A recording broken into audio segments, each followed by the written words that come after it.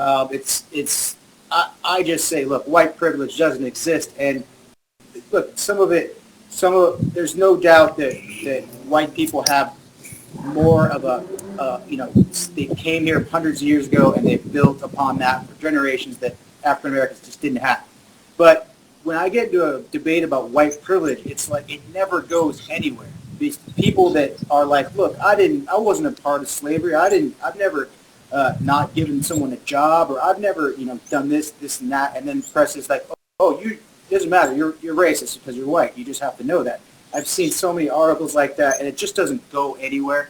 So, like, for me, it's like we're all Americans, and we should all look at each other as Americans. It doesn't matter what your heritage is, or your background, or race, or religion, or any of that stuff. We all want to be successful and prosperous, and there's many ways to do that. But, I've said unpopular things on Twitter, and that's how this whole thing started. So people attacking me for my views, and then, I shouldn't do it, but I attack them back. It's almost like a reflex sometimes, and it's not right. It's wrong. But so that happened, and then, people will just go, who cares what you have to say? You're just a one-hit wonder, blah, blah, blah. Yeah. So I go, look, we do have fans. We've got a few million people who stream us across the country, and we're really proud of that, man. I'm really proud of the song, Headstrong. It's given us an awesome career. So I just like to correct the record. If someone's saying stuff that's just not true, I'm going to say, well, that's wrong. And when someone's going to just attack me as a person, it just makes me angry.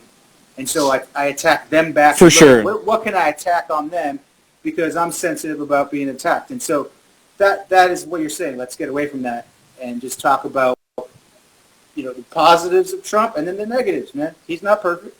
So yeah, I'm excited, man. Let's do it. So you said some good stuff there. First of all, I'm going to say this really quick. You can still hear me, right? Because you kind of cut out there for a second. Okay, cool. Perfect. So the first thing I'm going to say is this. Listen, this is a meeting of two minds. So I got a comment here let's see here, because I've been listening to you, but I got a comment for Mel Issa 325. Listen, if this is going to be your interaction and you're just going to cloud the feed with negative comments, do us both a favor. Get off the feed, man. Chris has actually owned up to this, and he's been getting a lot of shit from the metal community of shying away from Riley, shying away from Danny. He didn't shy away from this. So when you're going to say stop rubbing dicks and you're just going to say primitive shit like that, this isn't a forum for that, man. Yeah, get over it. Get off the feed. It's like just a little more maturity in let's not have the homosexual jokes every freaking tweet. No, I'm not for that. And that's the reason I said, and I know that you were, kind of speaking in some hyperbolic terms there when you were like, well, let's meet up face to face then and we'll fight. I know we're both going to look at that when we meet up and go, dude, you're 30s, you're late 30s. Yeah. I'm approaching 30. We don't have time for that. The first thing I want to ask you though isn't necessarily, and I think this is a question that a lot of people want to know. It's a question I want to know. Why do you want to fight everybody, man? Why are you so aggressive and hostile? It's totally a defense mechanism. It's just like, I'm getting attacked this way and that way. The thing with Riley, I thought he was telling me at one point, let's fight or something like that. And so I just took it to a level that I shouldn't take it to. I'm wrong for that. I'll admit that. I'll own up to that. And but at the same time, what are you coming at me? I'm defending my band and this and that and saying, well, here's the facts of the matter. We do great on shows all across the country. We have lots of fans, and we're very fortunate. But you come at me and say, I'll go to your hometown and sell out a show and beat you and stuff. What's the point of starting that in the first place? So my way of dismissing that whole thing and say, well, let's just do a charity boxing match, It's my way of just dismissing the whole idea of like this stupid competition between a straight or a metal band. I've heard a couple songs, and a band like Trapt that's not metal at all. It's so annoying to be called new metal. We're just a hard rock band like yourselves, and we like to make good songs, and some of them are heavier, and some of them are totally light and acoustic driven and all that. So yeah, but you see the thing. It's just like, what was the point to begin with?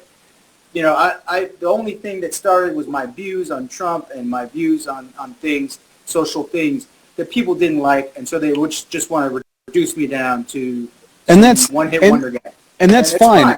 You know, and that's fine. I get that. I understand that when you... Here we go.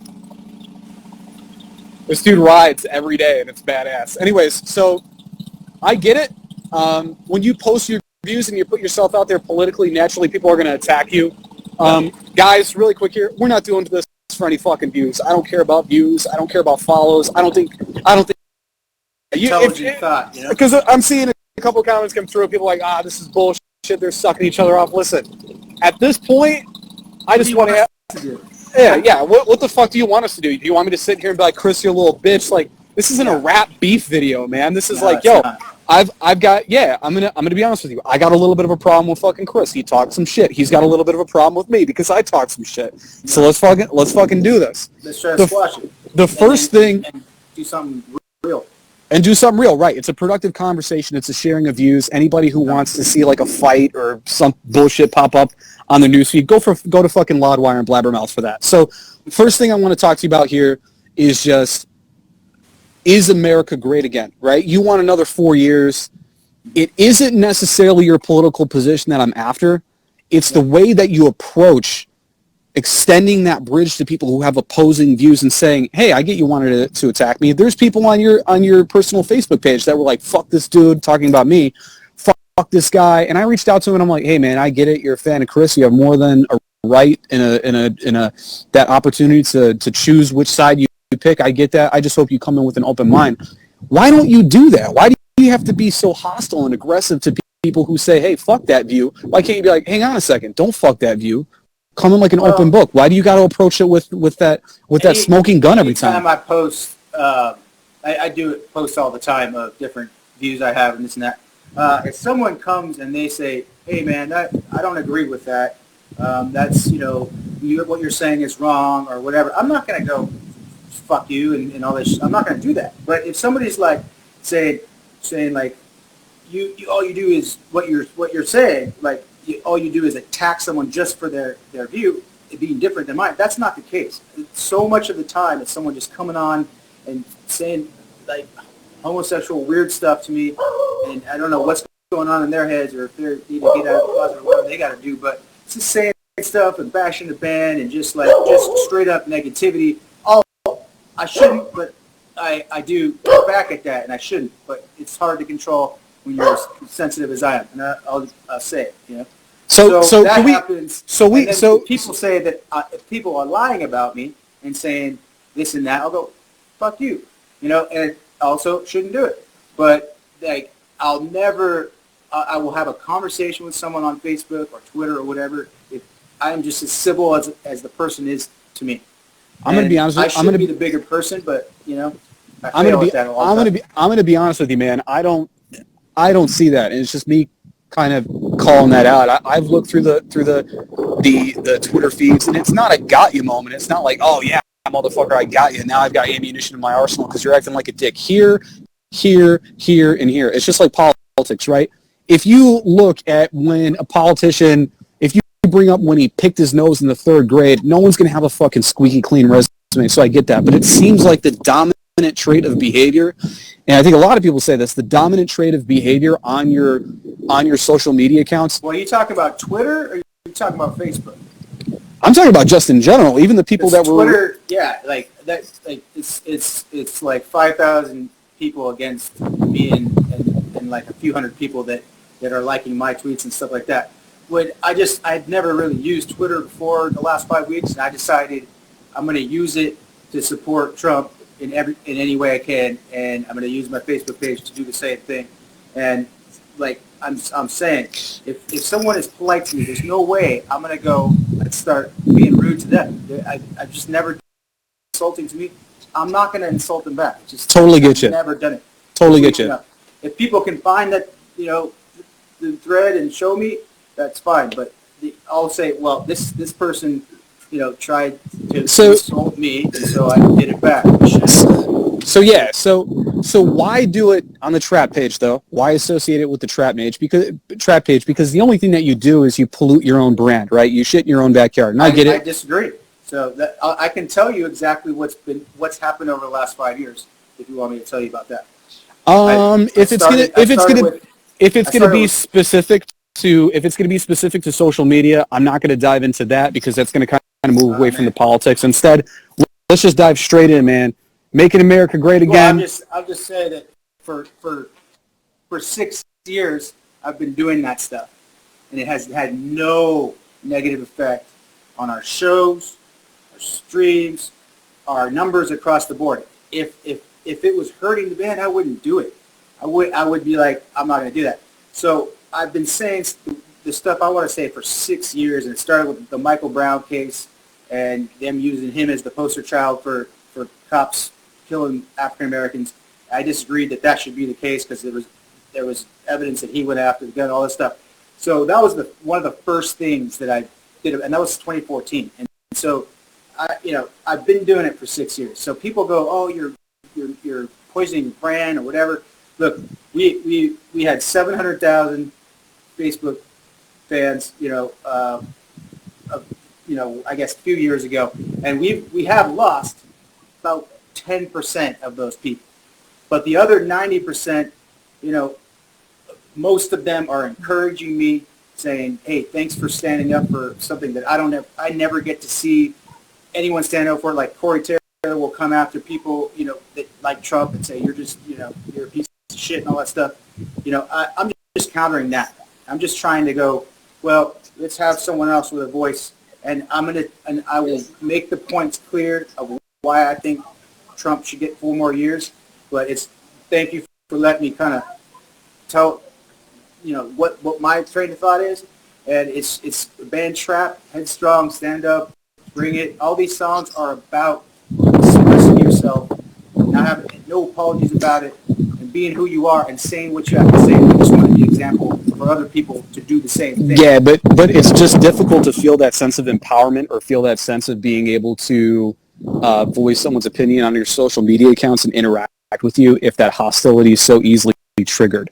So the definition here, the definition of a snowflake, right? And I'm not calling you a snowflake, all right? But just keep in mind, the definition of a snowflake is someone who is easily emotionally triggered. It doesn't matter. You don't need to assign them to the right or the left.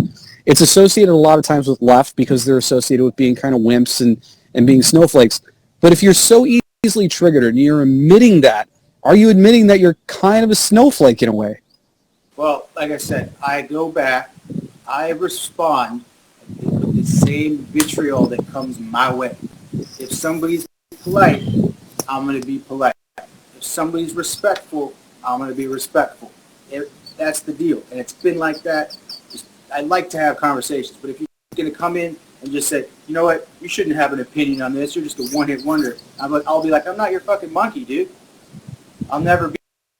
People want to just come and silence that. We talk about Snowflake, just a lot of anger at the things that I say, and there plenty of people agree with it. And Trump won the 2016 election, so there's a big group of Americans that believe a certain thing, and the left calls them deplorables, and they're like, screw you. The right calls the left deplorables. I think Trump was one of the first ones that used the term deplorables. If he isn't, I apologize, but I'm pretty sure he was the one. A basket of deplorables. All right. Well, if it was Hillary, don't really care because I'm not a really big Hillary fan. I don't think anybody on this feed is a Hillary fan. But I've seen a majority of those responses be pretty triggered, and that is the definition of a snowflake. The only thing that I can tell you is this. In my opinion, with what you've done and where you have been, you can be a pillar not only for the music community, but you can be a pillar for your own personal beliefs and your ideologies in a positive way. It's my opinion. I don't know. You guys can comment however you want, but it's my opinion. I haven't seen that.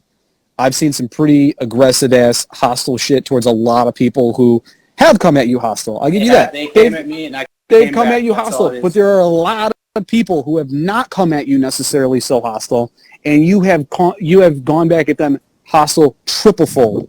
And that, for someone like yourself who has the ability to... I just don't agree, man. I don't agree with you. All right, well, let's dive into politics, man, because clearly the way that you're running the social media accounts and in your correspondence with people, you're going to stick to that formula, and that's okay. So let's do it. Make America great again. Yeah, how the fuck is that? How does... So I think what Trump's talking about is when it was 1979 and we had almost 20 million manufacturing jobs, and 20% of the workforce was manufacturing, and manufacturing gives you almost $2 economic benefit in all the people it takes to support those manufacturing workers. So if a manufacturing plant comes into somewhere in Indiana, and then a whole bunch of subways pop up and all this other stuff. So one manufacturing job is the best kind of job, one of the best kinds of jobs you can have. Almost $2 in economic assistance to those people, which gives more people jobs. So if you're just a new subway job, doesn't really create anything around that guy who works at Subway, But a manufacturing guy who's making $40, $50 an hour.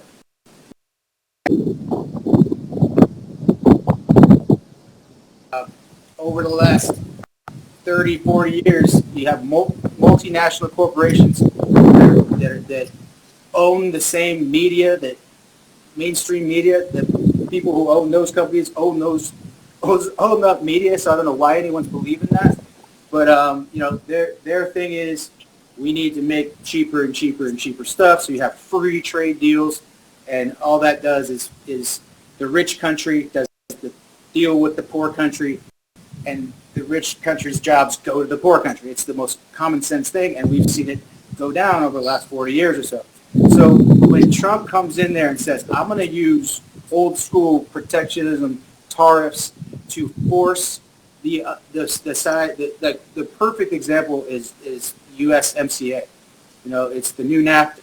So, you got 75% of the components in different manufactured goods and everything. Now it has to be 75%, went up from 62.5. So that's going to make more jobs in the United States. Another thing is 40 to 45% of, certain parts have to be made by workers who earn at least $16 an hour. They're paying, the average person in Mexico is making $8 an hour, and that's not very fair to our workers because they're just undercutting. And so when you renegotiate these things, you just make a better deal for America first. So that's what he's saying. He's like, I'm going to use my power as the executive in trade, and I'm going to use tariffs, and I'm going to penalize countries who are not playing fair.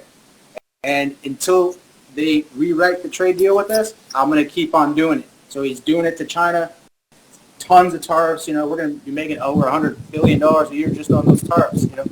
So it's a way to force the countries that we do trade deals with to play more fairly. And that's one thing that he campaigned on. And he said, I'm going to redo NAFTA, and he did. So most of these politicians, they come in there and they say, oh, I'm going to do this and this and that, but they don't do it. Trump went in there and said, I'm going to do this, this, and that, and he has tried his damnedest to get it all done. And so I'm just looking at the actual results. That's all I'm looking at. So in response to some of the things that you said, so first of all, when it comes to tariffs don't only affect the country that you initiate tariffs on, it affects your own population. We were hit pretty hard in the Midwest here when we put the tariffs on China. We were whacked so bad that the farming community here in the Midwest needed so many government subsidies to keep them afloat. So those tariffs, they sound great in theory, but a lot of times they don't do what you actually want them to do. So first argument against Trump is incompetence. He doesn't understand basic economic systems and basic economic structures. And that can be argued with we had a great economy, but then deregulation can also be argued. He deregulated everything. Yeah, he cut all Obama's regulations. He cut all of Obama's regulations. Now, let me explain to you why that's bad. Let me explain to you why I disagree with that. Trump presented himself, and I think this is the reason he got elected, okay? Trump got elected because he presented himself as an opposition candidate. He presented himself as one of the people. He presented himself as an outlander, someone who is not a politician, and he sold people on the idea that I'm going to fight for you. I'm a businessman. I know exactly what yourself as an opposition candidate that you're going to drain the swamp. But every department head you bring into your cabinet is part of the fucking swamp. It defeats the purpose. Betsy DeVos, perfect example. A monster when it comes to privatizing education, so much that it failed in her own home state of Michigan. Didn't work. Only reason she got that job was because her family donated $200 million to the Republican National Convention. She has not one single educational credential, yet she gets that job because of whatever connections her family has. Not to mention, she faced a lawsuit because the place that she was representing wouldn't reimburse the students that had outstanding loans, wouldn't reimburse any of those loans. None of them. So that being said, do you want to talk about? Can I say something about the TARP stuff? Just to rebut. Well, give me 1 second. You give me 1 second. You can, because you went on a little bit of a tangent. Now we're going to Education Secretary. So yeah, I'm going kind of like in an order that I find to be fashionable. You started with tariffs, so now I'm going to start with where I'm at. And I specifically said that are all tariffs bad? No, but when they're not well calculated, it's going to cost a lot of shit on our side, where you're going to have people, like I said, like Midwest farmers that got whacked really bad because of that shit. So, with that being said, let me know when I can go on that, because I do disagree with you 100%. Just moving into the cabinet here really quick. All right, I'm talking about an opposition candidate, because you're making your case for Trump, and yes, I might address some of those things, but of course I might digress into other topics that I think, okay, I want to shine some light here because I think it's very important as to why Trump doesn't have my backing. So number one, his cabinet, the people that he's actually putting in charge. Okay, so Betsy DeVos right now, right? Betsy DeVos with Secretary of Education. So you have a person like that who's literally being sued by former students, being sued by the government because she's not reimbursing payments because the university that she represented had some fraudulent activity going on. So she's on the side of the lenders. She's absolutely on the side of the lenders. How does that help? And I'm not asking you to answer this question right away, but how does that help the average middle class guy? How the fuck does that help when someone goes to get an education? Are we giving free education, or do people? They were defrauded, Chris. They were defrauded. The institution wasn't accredited. They got a degree that wasn't what they basically. How does that work? Tell me exactly what happened to those people. So when you work for a university, so I work with a university that works very closely with the United States government in Washington, D.C. I work with a lot of government employees, a lot of veterans. You have to have certain accreditations, and your statistics have to be verified by the labor board before you can post them on your website. You can't just open up Chris University or Trump University and say, we have 100% fucking employment rate when you're going to go be a greeter at Walmart. Betsy DeVos was representing an institution that was falsifying employment claims after graduation. They had some accreditation issues. Their students came back. Sued then? They would just get sued. Because they did get sued. They got sued. You got recourse. There is no recourse because Betsy DeVos went to bat for the university saying, no, we're not going to pay these students back. Instead, we're going to send them... What's her reasoning? Because she wants to send them a tax document that the former student needs to fill out, which is a proof of income statement that proves if you're making enough income to pay those loans back, you still need to pay back a fraudulent degree. Why wouldn't you go to court and then get the whole thing? Literally, it's in federal court right now. She's arguing it right now. The bureaucracy in the federal government. But what's her argument? Why is she saying that she doesn't have to? Her argument. Have to pay back. First of all, I have no fucking clue what her argument is. I don't think it's a very good argument. But the argument that she's claiming is that, well, these people received a service. They should have to pay for that service. I disagree. If you come to me to fix your car and you say, hey, the transmission's shot, and I just replace it with another shitty transmission, are you going to bring it back and pay me for another transmission? You're going to say, I'm not gonna pay you. no, you're going to take me to court. The students have taken her to court. She has received a federal order to issue those payments back. She denied that federal order and told students that instead of you needing to pay back your loans, we'll give you some reprieve instead. We're going to send you a tax document that's going to be a proof of income. So if you make income right now, you still need to pay it back. And the university is reserving the right to determine if you should still pay that loan back or not. It's still in court. That to me, when you put are the plaintiffs getting? Does the judge agree that what these colleges did was egregious and that absolutely those contracts that those absolutely college kids signed are thrown out? They do agree, but it doesn't matter if they agree because Betsy DeVos is in the position of power. But if the judge makes a ruling, then the person just stops paying. No, they don't, because it goes on your credit, because they charge it off. And then guess what? That institution gets government subsidies anyways, because I agree with you on this. So, I mean, okay. If there's the Trump University thing is Trump did not admit any wrongdoing. He's like, I'm not going to go through a case while I'm the president. What his position was, look, I taught you real estate stuff, and I wasn't there. I made some promises like I would be there, and I didn't show up. So that's the only reason that they sued it. But he's saying, look, I gave you an education, and you paid X amount for it. And that's his position, just like some of these other colleges' positions. Right. And I understand that. I've worked in higher education for a long time. I worked in finance for a long time. I'm going to be honest with you. Music is not like my full-time gig. I work a majority of my time in higher education and working closely with government employees. So I got to say that this is my first reason as to why Trump is not making America great again. We don't want free shit, okay? Liberals, and we constantly get attacked, snowflakes and socialists and a gateway to communism. We don't want free shit. We're willing to pay for it. We're willing to work for it. But when the greed of crony capitalism work, and it doesn't I'd have to do more. I'd have to look at Betsy DeVos's reasoning for that. I'd have to look at what the real things are. So let's go back to the tariffs, all right? Okay. So the tariffs thing, a lot of people are angry at the fact that farmers had issues. So when Trump goes and says, look, I'm going to tariff you guys because I want a better deal, China goes, I'm going to attack the group of people that will hurt you politically. It's just a total, shady way to go about it. I mean, you can do whatever you want, but here's the deal. They go there and say, oh, we're going to buy from South America now. We're not going to buy from you guys anymore. So what you have to do is you have to subsidize those farmers to keep that supply chain going and not lose them because, China just stops buying and then they have to go to business and all that stuff. So you subsidize them so that when we get this trade deal done, they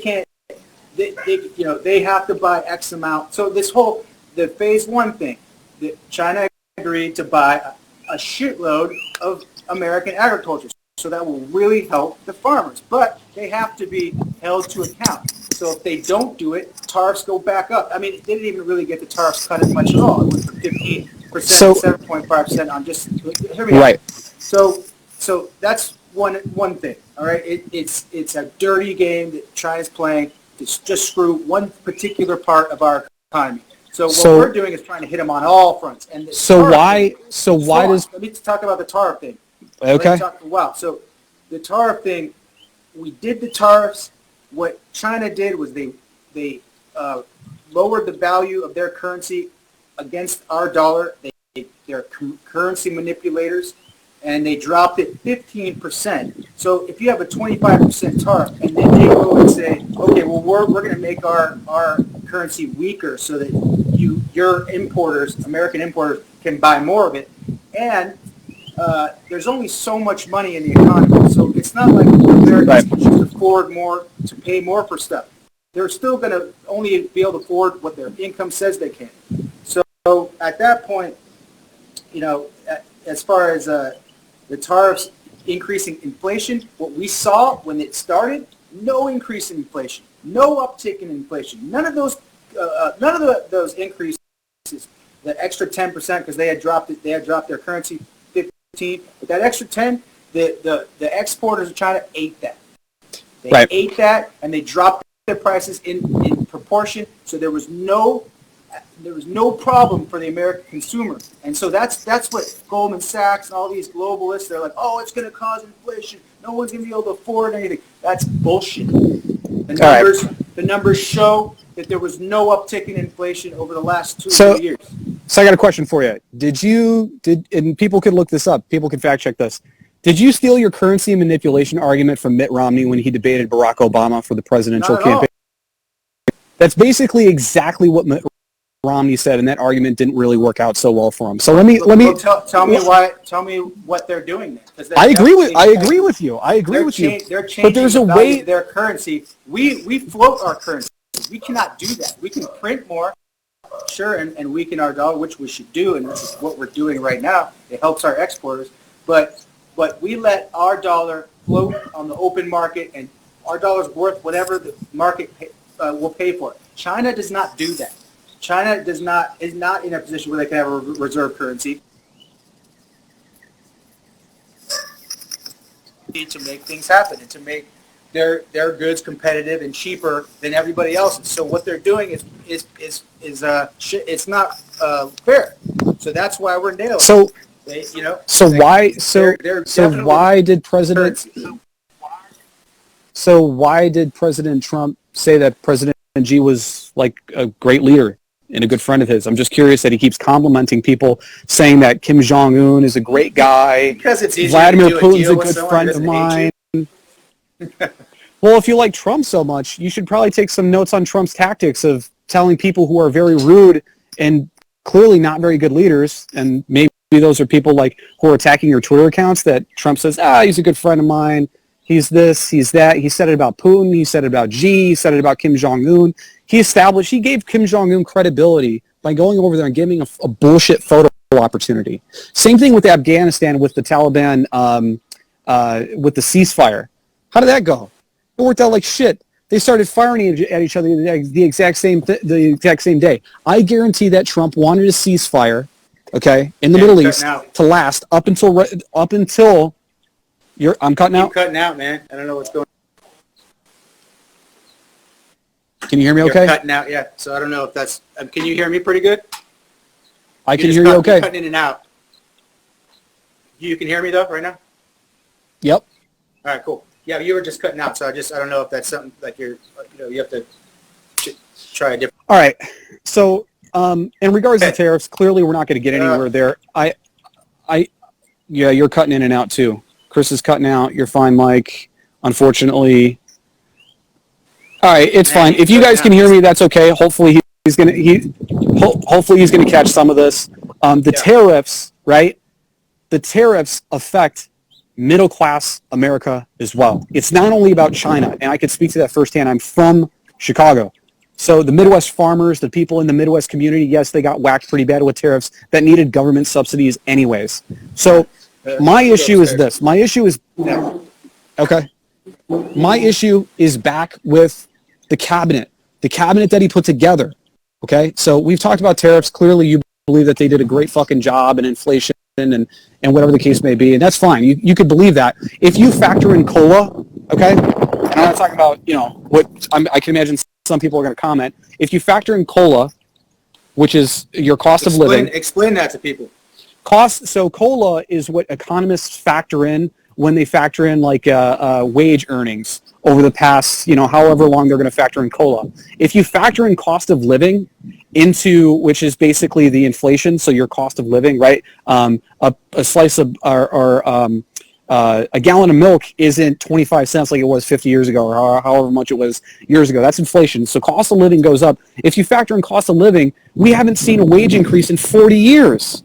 People haven't gotten a fucking wage increase in 40 years. So all these low-income jobs, non-skilled jobs that you're talking about is not enough to pay the rent. The $1,200 is not enough to pay the rent. Maybe for you, someone who is, no disrespect, but there's some websites that say you're worth $54 million. Maybe for you, it's easy to afford that.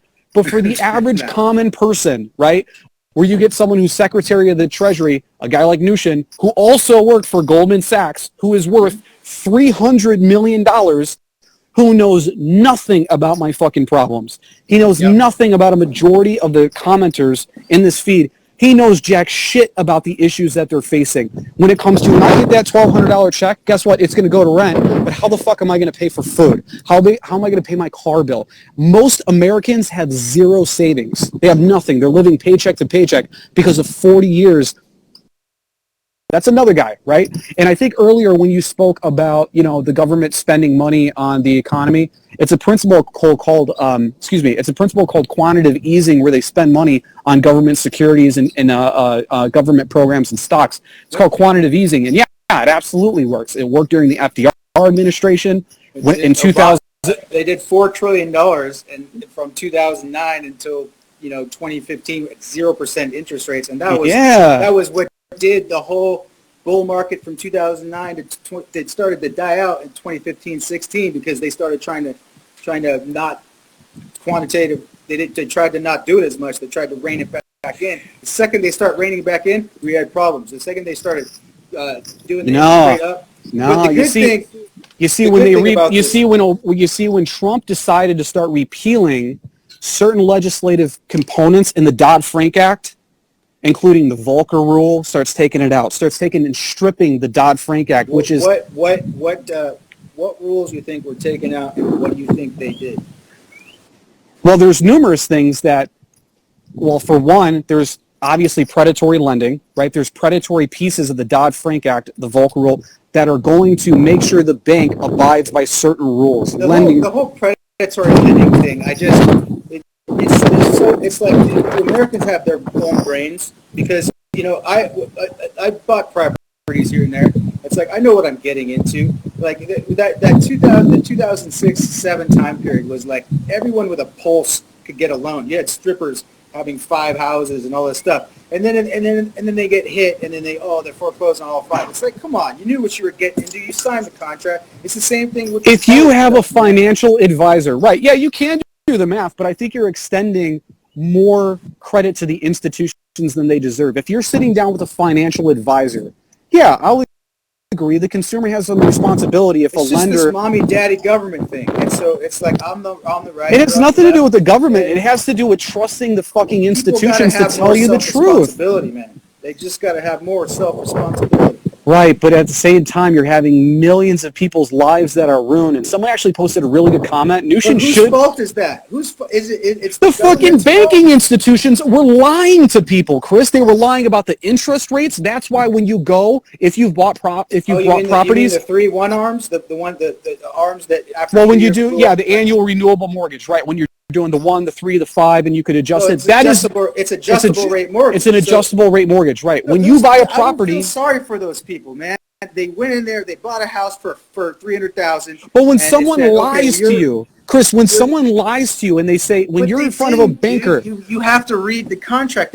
Yes, they did. What contract? Before these rules, do you honestly think there was a HUD 1?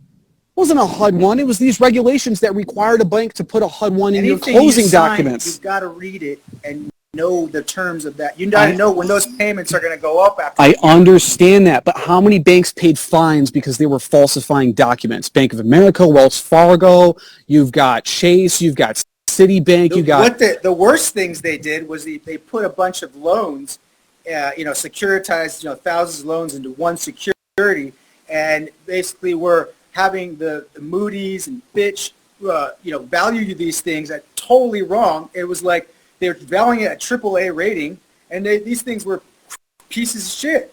There was like so many shitty loans in there, and that's what they got nailed for, because that's fraud. Not the $1,000 a month, so you can get right in there, you can move in, have that first year, but year 2, it's going to skyrocket to $3,000. You know what you're doing. I told you. I understand that, but it's different if you're forward with that and you tell me that right away. But when you have institutions and bankers and lenders that are lying and saying, "Yeah, don't worry about it. It's an annual it's an adjustable rate mortgage." They didn't go, "Okay, I'm going to give you 5 years at this attractive rate, and then in the 6th year it jumps up double."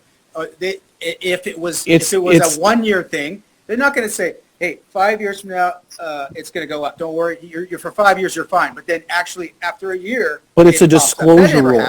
It's a disclosure rule, though. That's why they get fined, because you have to explain that, hey, this is an adjustable rate mortgage. I've done lending before.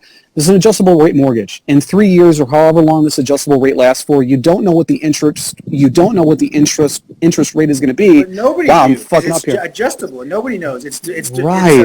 tacked onto the. But you got to explain that. You see what I'm saying? Otherwise, it's predatory. If you don't say that, and you say it's hard for me to agree with that. It's like we have to hold these people's hands. Yes, like, you do. You know why? Because you're an advisor. Because these people are securities licensed. That's the difference between us, man. It's like you're like, hey, which is I'm not saying it's bad, dude. I'm not saying that you're wrong. I'm saying that I know that you're not. I look at it is different than the way you look at it. The way that I look at it, the way that I look at it. The way that I look at it is absolutely, I want to hold somebody's hand if they're about to make a $250,000 investment. They could potentially file bankruptcy. They could potentially lose their homes. They shouldn't be making that investment. You know how many people, 0 down loans, 1 year teaser rate, and then it jumped up on the second year and third year, and then a lot on the fourth year. And so these people getting into these properties with no skin in the game, as soon as their property was underwater, they were like, I'm not paying. I have told friends that sat in their houses for 2 years and didn't pay a damn cent in mortgage, and they got to live in there because the banks didn't want to say, oh yeah, that's a property that's now worth half the value that we loaned on. They didn't want to put that on their books, so they just kicked it down the road. The Federal Reserve just gave them fresh cash for those crappy loans that nobody was paying on it. And so this coronavirus thing, they gotta give people a way bigger check. So I'll be on your side on that, because they bailed out the banks. They're bailing out the banks again, bailing out hedge funds, and they're giving the regular people $1,200. That sucks. And I will say to Trump, that needs to not happen. If you're going to tell people not to work for 6 weeks because we're trying to keep people alive, you better have money for them.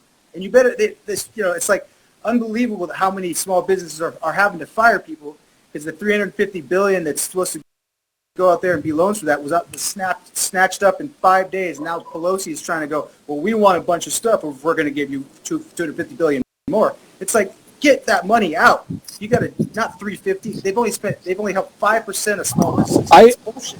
I agree with you that both sides do that a lot. They do a lot of shit where they try to sneak in stuff into their bills. Like I said, it's this debate, everybody. It's not left versus right. It's right versus wrong. I'll agree with that. Republicans do it. Mitch McConnell does it all the fucking time. We're trying to sneak shit in. Nancy Pelosi, whoever the case may be. It happens on both sides of the aisle. So I totally get that. $1,200, not enough. We talked about that. This is the point. Someone made a comment earlier, and I want to respond to this. They said that socialists or snowflakes or something like that, they want is to advise. Well, you want to hold the hands a little more than the Republicans. You got to admit that. 100% I do, because there needs to be regulation. When there is unchecked crony capitalism, you get massive wealth gaps and you get massive inequality. We'll put it this way. Jeff Bezos is worth, $200 billion. He makes $22 million a day. What do you think people should do? So if there's a mortgage broker, and that guy goes out there and tries to find you a loan so that you're a real estate agent and you can get into the home and all that stuff. It's like I've done different mortgages and like a 30-year with a 20% down, or I've done the 5-year adjustable because I didn't think I was going to be in there for longer than 5 years. Those should be available for people who don't think they're going to be in that place for that long. Right, it's an investment decision. If you end up in there too long, you screwed up. Right, it's an investment decision. The ARM is for someone who is purchasing an investment property and doesn't see themselves in there long term. Yeah, it's the game of hot potato, and as soon as the shit hit the fan, they were left with the potato, and it screwed them. But it's like, I can't feel sorry for that, because we are adults here. You can't. I don't know if you can get a mortgage if you're under 18 with your parents. You've got to be able to. Maybe our education system is totally failing. And there you go. You hit it on the button. The education system is a massive issue, but when you have someone like Betsy DeVos, who does not have the experience to implement the necessary standardized changes in our education system and wants to undercut people who want to get empowered, they want to go to school, they want to learn, they want to have the mental resources to be able to make good decisions. But when you name someone who is head of basically the largest facilitator of education in the free world, in the most powerful country in the world, You name that, a person who wants to undercut someone who wants to go and get those resources and says, I'm tired of being ignorant. I'm tired of not knowing what I'm talking about. I do want to get that information. And then they get defrauded by not getting the degree that they signed up for and not even getting their money back. And now they have shit on their credit report. So they're going to have to file bankruptcy. They're not going to be able to fucking buy a home for the next 10 years because that shit isn't going to fall off the report. You've got issue after issue. I think you hit it on the head. I think the end goal for us is the same. I think the means to get there is extremely different. Yeah, I mean, here's what I think about big government. So we talk about lobbyists and people throwing in the pork on the bills and trying to get their little thing and little that. You know, none of these politicians actually write any of those bills. Those bills are written by multinational corporations, financial institutions, all that stuff. They write it what they want. They get together, you know, figure it out, and then they give it to their lobbyists. And they go find me people who will sponsor this. That's all politicians, all they do is just sponsor it or they don't. Rarely do they actually write any bill. So the bigger the government you have, the more ripe the opportunity for lobbyists to go in there and get as much of that tax money as you can. Not unless you tell them, lobbyists, that they can't fucking do that anymore. Not unless you take... Democrats done about that. This isn't a... Wait. This is right, wrong, not right, left. There's no leftist that's president right now. This is Trump. This is Pence. So I get you. I understand. I want to reduce the size of government so that lobbyists don't have as much power. So I want to cut the U.S. government's allowance, make them do with less, and make them smaller. Trump disagrees. That's what I want. Trump disagrees with you because in his eyes he has total power. So apparently he likes that total power. If the guy would just shut up for a little while, he would be so much more defendable. All the stupid things that he says, the stupid things that he does, you could critique that. But then he complements those stupid things with stupid shit that he says, making himself even more indefensible. Well, I think a president, you know, they campaign on 4 or 5 things. There's no way you're going to fix everything in 4 years. There's no way. You won't fix everything in 8 years. But you try to say, I'm going to do this, vote for me. So what he did with the tariffs and using protectionism, America first, and getting away from this globalist, centralized government and the UN, it's like, I don't want to do that at all. I want America to have its own power, its own rights, and all that stuff. I don't want the UN involved in our shit at all. I want to say something here really quick. Let me say the last thing. Okay. The free trade deal thing, USMCA, the wall that people wanted, some kind of barrier so you didn't have to have as much border patrol agents. The fence we had was just bullshit. Like, why even make a fence that we used to have? It's just pointless for that. And then the strength of the military. So the 5 things that he campaigned on, he has really come and done that these 4 years. At least, half of the stuff. The new NAFTA thing was big. Nobody thought he was going to be able to pull that off. So those little things are why I would vote for him again, only because I know what he's going to do if he wins again. I know exactly. And then Biden, I don't know what he's going to do. I don't know if he knows where he is half the time. All right. So, number one, some good points there. I do want to comment to this person who keeps on commenting here, so I have to. Melissa, you're right. I do say stupid shit. Here's the difference. I'm not the president of the United States. Guess what? Chris is allowed to say stupid shit sometimes because we're the singer of a rock band, okay? We're not held to a standard of representing the most powerful country and the most powerful military in the entire fucking world. I don't try not to listen the things he says. I just look at the policies and the actual results. That's all I'm looking at. Like, you get so caught up in what kind of character, and I get it. Your president has to be a role model for children and all that stuff. But you know what? Like, most people hate their bosses, but that's the boss. He somehow gets the job done. So Trump is crass. Trump is a guy who's like, I'm just going to say whatever. He's a lot id-driven, he does that. He comes out, he attacks people, people attack him. He feels like he's attacked by everyone, blah, blah, blah, blah. But at the end of the day, I'm just looking at what he said he would do and what he actually did with the NAFTA thing and the China deal to get as many manufacturing jobs as possible so that more jobs spread out around that. He's the best guy. He's the guy who's going to go and have the balls to say, we're redoing this thing. Screw you, multinational corporations who constantly find cheaper and cheaper places to make stuff. Screw that shit. And, Americans might have to pay a little more, but if it's America America made, people are shooting themselves in the foot by wanting ever lower prices for things at Walmart and big box retailers, screwing the mom and pops and all that stuff. That's what has gotten us into trouble. So we have to somehow reverse that last 40 years, or at least keep our manufacturing where it is and not lose anymore. We're at 13 million. We used to be at 20 million. We still have the same amount as China. We manufacture basically number one and number two, like tied. So for anyone saying America is not a manufacturing country, that's bullshit. We manufacture just as much as China does. We're number one and number two. So these are going to be, you've made some points. I hope I made some points. That's not for me to determine. That's for people to determine. But these are going to just be my closing statements because I know that, you got shit to do. I got some shit to do locked up in quarantine. I actually don't. You guys can call me out on that. I'm going to fucking sit around with my family some people and watch Rick and Morty. That's okay. Read these comments. It's crazy, man. These comments, and it's like, these people, you are children.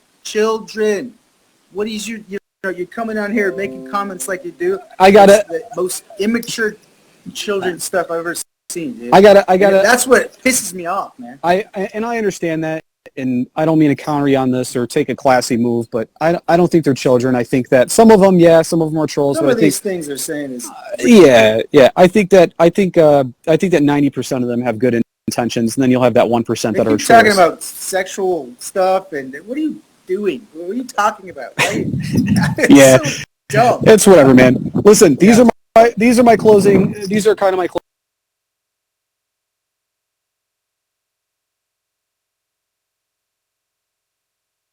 consequences, and those lobbyists and the people who wrote the bill know about those unintended consequences because they're going to exploit them.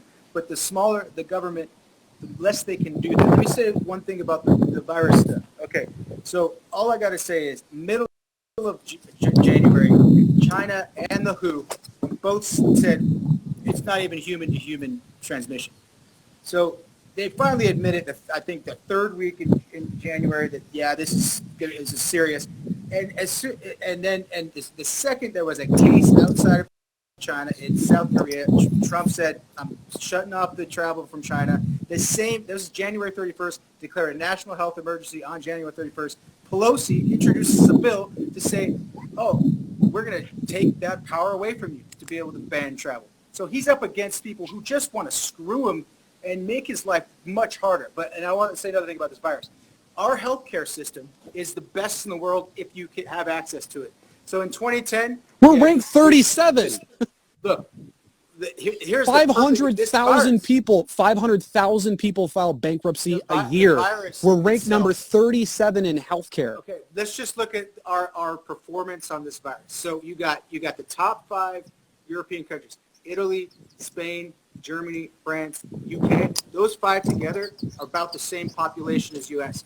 Their death rate over 11%. Ours under about 4%. What does that tell you? That means our system's better. Our system doesn't get overrun. We had all the beds and all the ICU beds that we needed to get this done, and there was no issues like Italy had, where they had to pick and choose who got care and who didn't, who just died because, hey, you're 65, you're not going to make this, so we're not going to treat you. This 55-year-old has a better chance, so we're going to treat him. We didn't have to do that. So I'm going to say the universal healthcare system is a bad idea. It's like I disagree, man. Increase supply. If you of healthcare. If you're looking to increase supply of privatized healthcare. That's what you want to increase the supply just of. The hospitals. How easier we should have nurse practitioners be able to have a urgent care clinic and not be too crazy, but be able to operate those without a doctor's license. We need to make it easier for people to get their degrees. We have to make it easier to build new hospitals. You know the hoops you have to jump through. Chris, that shit isn't. Do you know the hoops that you need to jump through to get insurance? Okay, Obamacare. Right now, only 9% of our country doesn't have insurance. 9%. That's not bad. That means 90% have insurance and have access to healthcare. Even in 2010, we had 15%. Less than 15% was the uninsured. 85% of the country had good health insurance.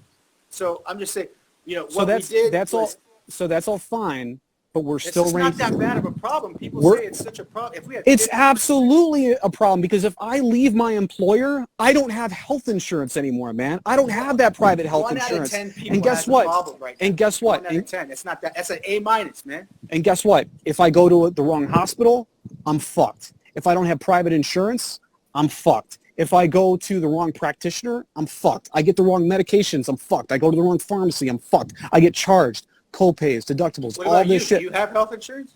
Do I have health insurance? Yeah, I'm employed. Are you happy with it? I would be. It's not if I'm happy with it. It's the fact that 500,000 people file bankruptcy because they're not adequately covered. It doesn't matter if I'm okay, Chris. That's the problem. 28 million people who don't have health insurance. So those 28 million people, the rest of society has to pony up and take care of their health insurance. That's what you're saying. No, what I'm saying is there's a great quote, and I know there's some people who are going to shit on this, but there's a great quote by Martin Luther King. He said, "I can't be who I ought to be unless you are who you ought to be." That's the interrelated dimension. That's the interrelated reality that we live in. So if I'm okay, if I'm sitting here and go, oh, well, fuck it, I'm okay. I'm not going to file bankruptcy. I'm insured. But there's an American out there who's saying, man, I'm fucking struggling. All the shit that's going on right now, can't afford medical insurance. I can't afford co-pays. I can't afford deductibles. I'm living paycheck to paycheck. You're talking about a vast majority of Americans who, yeah, they might be covered, but they can't even afford to get a checkup. What do you think of the AMA, the American Medical Association, and their lobbyists? What do you think about them? I'm going to be honest with you. I don't know enough about the AMA. I know all about it. Since the 1920s, these people are trying to protect their profits. They want to keep supply low, keep demand going up, add Medicare, add Medicaid, Medicare, all that stuff. They want more demand, but they're not willing to, make it easier to build. If I'm some rich philanthropist, I can't go build a hospital. That sucks. You should be able to build a damn hospital, and it should be easy as hell. I don't know. We've had some rich philanthropists build some shit over here, but I think I think Bezos should build some hospitals.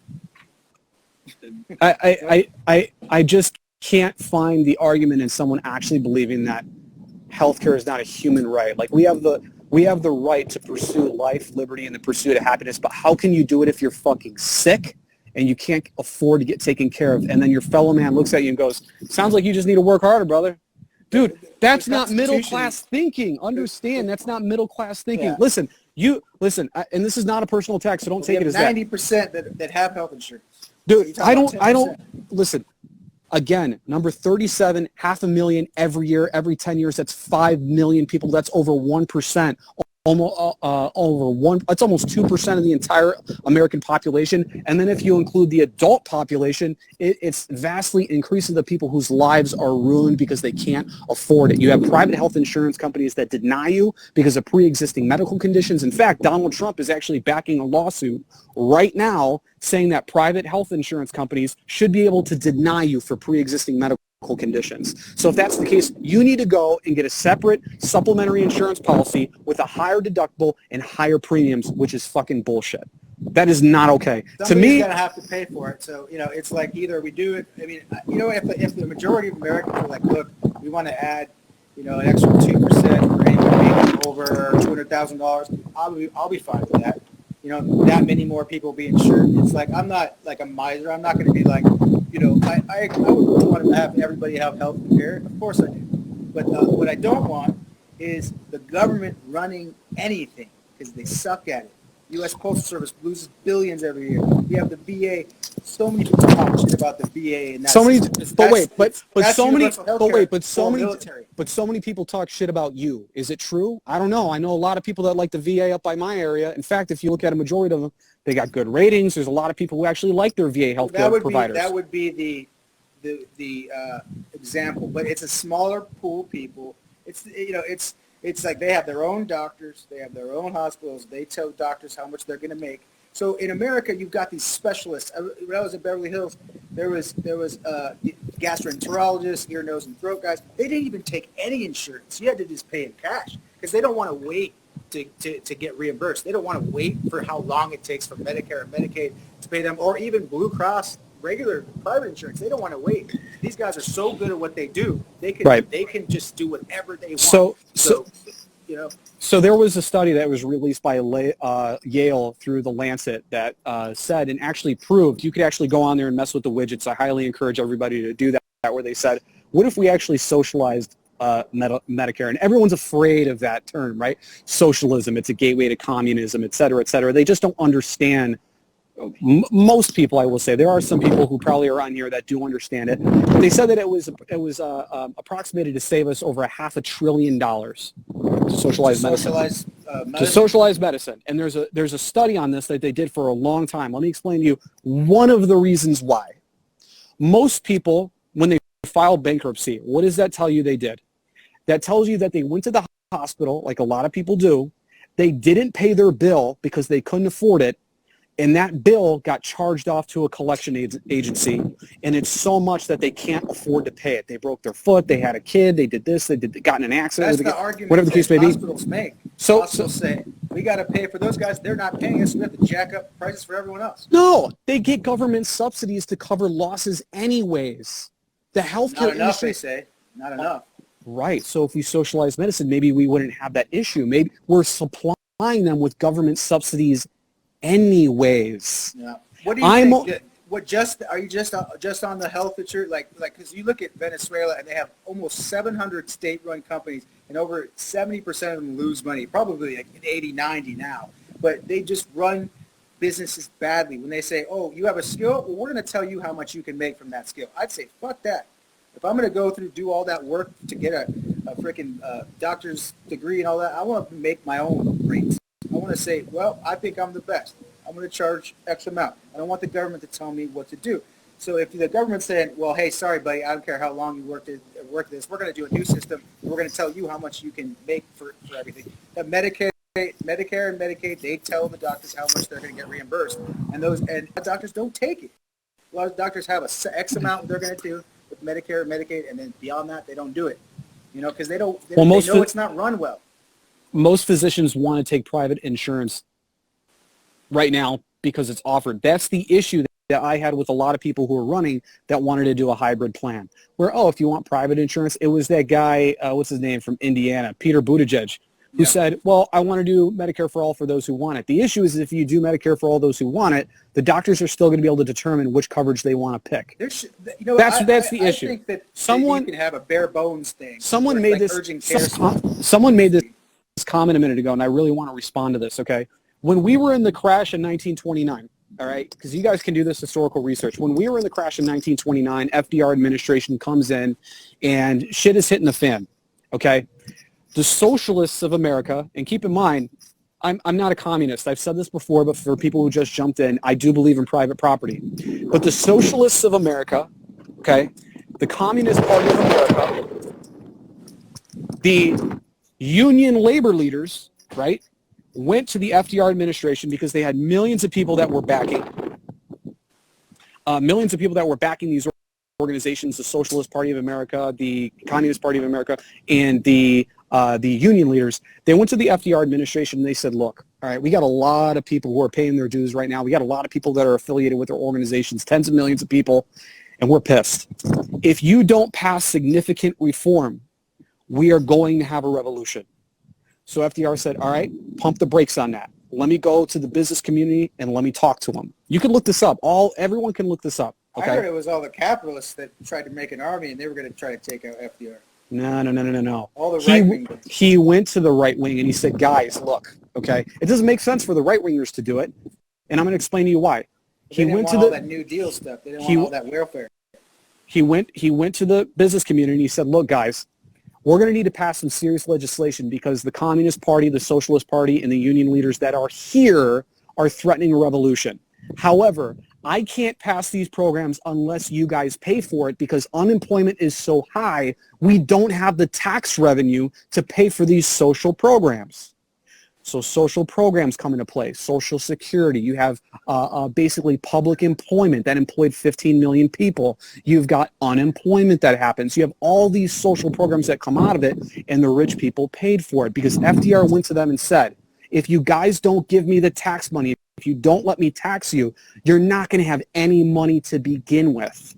Yeah, I think they were afraid. It wasn't so much welfare. They were afraid FDR would start nationalizing their businesses like Venezuela did over the last 20 years. Well, look at it this way. Religions are interpreted differently around the world. Economic systems are going to be interpreted differently around the world, whether it's Nordic socialism, South American socialism, or whether it's the oppressive communism of Russia. If your government's not running the businesses or very much telling them how to run their business, you're not socialist at all. So those Nordic countries, not socialist. They just have big welfare safety net. They have socialist programs. I think what you're talking about is the theory of democratizing the workplace. Socialism is only when the government runs the business or highly regulates that business. Even if you have everybody private and you tax them 90% and then you use that for people, blah, blah, blah, it's not socialism. It's third way democracy. All right.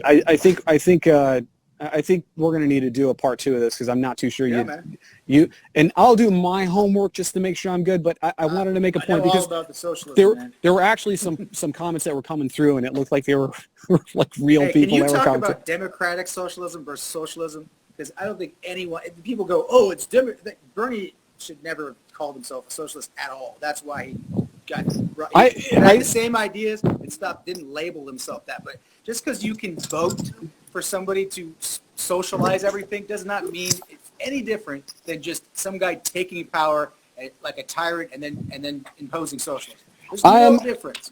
I'm actually not. The result's the same. I'm actually not going to disagree with you there. I think that he may have made a mistake labeling himself as that because it's still taboo to talk about socialism. People are still so iffy about that. But what I will say is this. Because kind of going back to this, so I'm not moving away from your question. I just kind of want to get back to this. Moving post-World War II, you have the Allies that decide how they're going to split up the world, right? Imperialism, being able to extend their power beyond their borders through either military or diplomatic force. That's the technical definition of imperialism. So you have Russia, you have Britain, and you have the United States, right? And then it's a constant race. You got a Cold War of the spread of communism. You've got Korea, you've got Vietnam, you've got dealing with Ho Chi Minh, the Diem regime down in South Vietnam as well, constantly fighting communism. That communism is the enemy. Communism is the enemy state.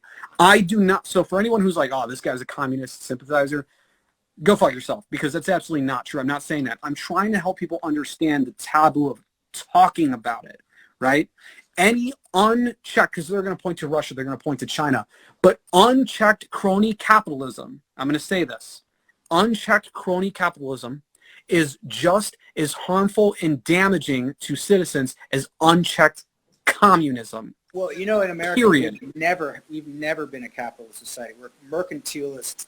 So that means that the government, lobbyists lobby the government, and the government actually does policies that will aid one company and hurt another.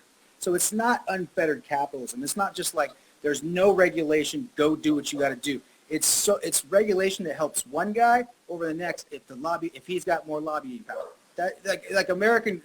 That's crony capitalism. I agree with you on that. It's using the government to aid one guy over another. The government shouldn't be involved at all. So in America, we have a very diverse economy. It's not centrally planned like it is in China, like it is in Venezuela. Like one guy's just planning the whole USSR, planning the whole country's economic future from one place in the middle of the country. That's stupid. In America, we have a totally diverse. People make up new jobs every day. It's like using the internet or figuring out some other way to make money, using their intellect. They have the freedom to do that.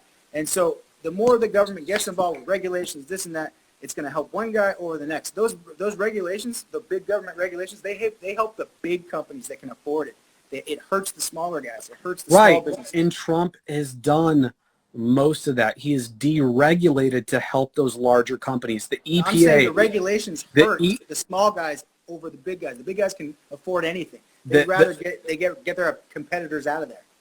The deregulation, and I just read a comment I thought was funny. Someone called me a goddamn commie, so that's fucking funny. Yeah. Anyways, let's both have our fans not say retarded things. You know what? You guys are free to say all the retarded shit you want. I don't care. Call me a commie. call me a Marxist, Mao, fucking un-American piece of shit. But you know what? I don't think you are. I think you just feel like that the federal government should take a bigger hand in the economy and in healthcare, and I think it should be a smaller hand. I think they should have a bigger. I think they should have a bigger hand in a few things. Yeah. I think they should have a bigger hand, yes, in the economy, and I think what you were speaking to before was basic Keynesian economic structures. But going back to just the government being involved in these programs, the EPA deregulated, right? So you have a guy like Andrew Wheeler, again, named head of the EPA, who comes from big coal, stripping regulations that can, I don't know, manufacturers and factories can dump runoff into clean water. They can fuck up water. You got a place like Flint, Michigan that's had lead in their water for God only knows how long. EPA, they're rolling back restrictions for carbon emissions and all these things that are damaging to the soil, to the water, to the air, to the environment. And on top of it, they're deregulating it. And then we don't even have the insurance for when we fucking get sick to go and take care of the shit because of the shit that they refuse to regulate. That's the first thing. The deregulation of the financial sector, allowing us to get in the same trouble that we got in 2008, giving banks, giving Wall Street open reign to do whatever the fuck they want. I agree. We have big banks that instead of loaning money out, they're like, oh, we might have a crash, so we're not going to do any loans. We're going to put our money into stocks. We're going to put our money into this and that. Anything but the business they're supposed to be in. They're supposed to be boring lenders, and they got they got involved like they were hedge funds, man. So yeah, I agree. There needs to be reform. So how that stuff to if happen. It needs to be reformed, why hasn't Trump done it? Look, you can only tackle so many things. And what has he tackled? Trade deals done, and he's like, I want to spend a lot of time on that. That's what he's going to do. I just wanted new trade deals. So hopefully, I'm hoping that Trump wins another 4 years. He gets all the promises that he made in 2016 accomplished, and then a new guy comes in and cleans up some more of this crap. The EPA in the 70s, American like lakes, and we had so much pollution. That's why we had to make an EPA. We're much better than we were in the 70s. We're much better, and our carbon emissions are down. By 2005, we had them down. We were one of the leaders in reducing our carbon emissions. Granted, it's coming up a little bit because Trump is on the right and the Republicans want more deregulation, sure. But you can't say that we're just totally saying screw you to the environment. That's just not the case. Some people want more. Some people think it's right where it is. So quick questions for you, and they're just quick hits, and then wherever it goes, it goes. If we tail it off into a different session for later down the road so we can come back to some of the points that we didn't get a chance to talk about. My question is this. It's yes or no. Do you think that healthcare is a human right, or do you feel as though that is completely up to the individual? I don't think that the government should grant anyone anything other than the Constitution is this is what we cannot do to you. We can't. The Bill of Rights is the rights you have inherently with you, and we can't. It's not about what the government can do for you. It's what they can't do to you. That's what the Constitution. That's, in my opinion, that's what it is. The Constitution is this is what we cannot do to you that the freaking English were doing to you. When they owned America. So it's about what they can't do to you. Other than that, you got your freedom. Well, you're fucking with my favorite part of American history there, which is the late 18th century. Okay, so healthcare, not a human right. It's completely up to you. If you can't afford it, then that's your issue. We had 9%. We went 2010. We had about 15% uninsured. Now we're at 9%. We got down at like 8%, but we're at 9%. So really, to get 5% more insured, it drove the prices for the other 85% way up. 2010 to now, the 2010, 11, 12, 13, it was like unbelievable every year that how much more the premiums were. It's just insane. But that's the deal. If you want to insure people that don't have the means, everybody else has to pay more. And it's like, what's the appetite? I don't know. Let's do some polling. I don't really know exactly where everybody stands on how much they're going to have to pay for those extra 5%. So that's where you're at with that. I do feel as though that healthcare is a human right. It should be guaranteed. I'm going to explain why. That same document that you're talking about, it provides people a legislative piece signed in in 1787 that's giving them the ability. You have the Constitution, right? You've got your Declaration. You've got all these documents that are getting signed. And you have in there the right to pursuit of life, liberty, happiness. Or in Joe Biden's words, life, liberty, and, well, you know the thing. The government is not going to help you. So wait. You got to do it yourself. I understand that. Okay, but here's my argument. It's hard to do that if you're sick and you can't afford it. You said in your own interview a while back that your music is focused on empowerment. I respect that. You said there's no such thing as victimhood, and I quote, 90% of the time you're a victim. What are you the other 10% of the time? A victim. You're a victim. You can't say that people are never a victim, and then that same interview, and I will post a link where you said that. That does anything for you to say I'm a victim. It doesn't help you. I understand that. Anybody if they say that I'm a victim. Right, but that's to say that nobody's ever a victim. I understand the victimhood mentality and empowerment. I get it. I've worked hard, man. I understand the comments on here of people who are defending your position. I worked my ass off for the shit that I fucking have. And I'm not doing bad, but I worked for it. But there are a bad deal of cards that some people get, a lot of people get, because they fall victim to a government and to an economic structure that is leaving them behind because the cards are being stacked against them. And the harder that pendulum moves to the right, the harder it swings back to the left. And the example is 1929. The example is 2008. The example is today with coronavirus. So if you are not healthy, right, and you can't go get health care, you don't have an equal pursuit of the life, liberty, pursuit of happiness, because now you got to go bankrupt for something that I feel as though is a human right. So with the human right thing, with the healthcare, our food system is just horrible. It's almost like they made our food system with like the refined carbs and the high fructose corn syrup to enrich big pharma. It's like, let's just have these people eat the worst crap for the most part. And then they have all these inflammation problems and all these issues and this and that. So it's like, if you're going to have universal health care, then you got to regulate what people are eating. So it's just like, it's like you start going into this, the government's going to have to decide everything for us kind of thing. So it's like I don't want to be on a healthcare plan with people who are eating horribly or have, don't have a sedentary lifestyle and all that stuff. There should be rewards for people who are healthy and are out there trying to have the best healthcare. They should have lower premiums, I think most people want to be healthy. The issue is if they have a pre-existing medical condition and they can't get affordable insurance, or they're being kicked off of insurance plans, in which, okay, let me ask you this. Do you agree with Donald Trump's backing of the lawsuit that defends insurance companies being able to kick people off of insurance for pre-existing medical conditions? No, you either decide that we're going to take care of pre-existing conditions or you don't. There's no middle ground, Okay. So I haven't read enough about that. So do you think insurance companies should cover people with pre-existing medical conditions?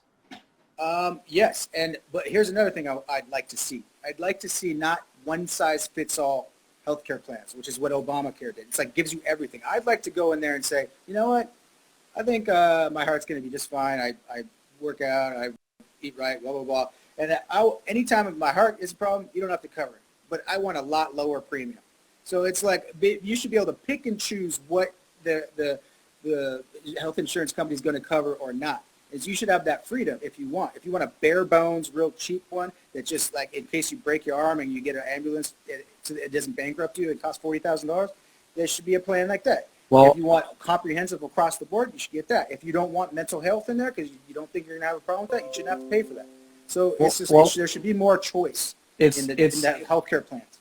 It's nice if you can afford that, but the only two things that have significantly risen in inflation in the past 20 years is education and healthcare.